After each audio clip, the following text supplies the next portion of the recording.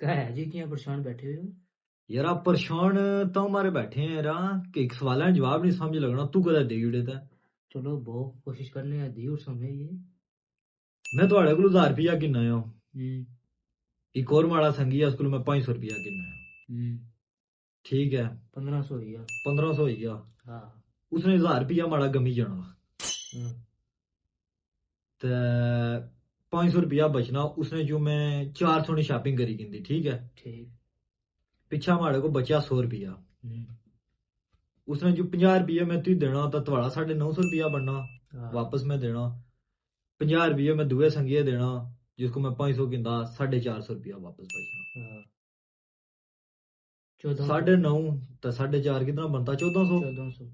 तो 400 में शॉपिंग की थी 1800। किंदा मैं समझ लो 1500 1800 बनना किस रहा यार। चलो कमेंट तू की नहीं सवाल है ना कमेंट बॉक्स हाँ, जवाब ये जवाब दे। ये जवाब आई दे सो तुम कमेंट बॉक्स ठीक है हाँ, इन्हें जवाब देना है। कि 1800 किस तरह बनता।